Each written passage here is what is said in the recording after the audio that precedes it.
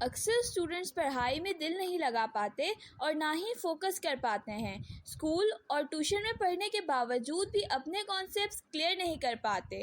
اکثر پیرنٹس اس بات کو لے کر بہت پریشان ہوتے ہیں کہ ان کا بچہ محنت کرنے کے باوجود بھی اچھے مارکس نہیں لے پا رہا۔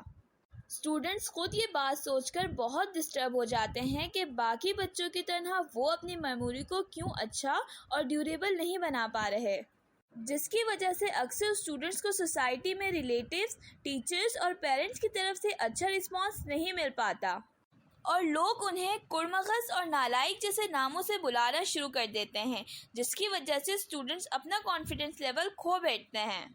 اب یہاں ایک سوال پیدا ہوتا ہے، کیا واقعی وہ اسٹوڈنٹس نالائق اور کڑمغز ہوتے ہیں یا ہماری ٹیچنگ اسٹریٹجیز میں کوئی پرابلم ہے؟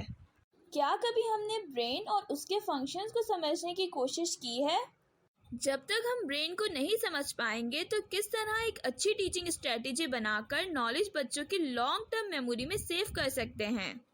اگر آپ ایک ٹیچر، پیرنٹ یا مینٹور ہیں اور آپ اپنے بچوں کی برین فنکشننگ کو بہتر کرنا چاہتے ہیں اور ان کی لرننگ میتھڈولوجی کو اچھا بنانا چاہتے ہیں، مگر آپ کا بچہ بھی ان تمام ایشوز سے گزر رہا ہے، تو ہم ان تمام ایشوز کو سالو کرنے کے لیے ایک کورس بنانے جا رہے ہیں جو انسپائرڈ ہے کولمبیا یونیورسٹی کے ٹیچر کالج کی ریسرچ اینڈ ڈیولپمنٹ سے۔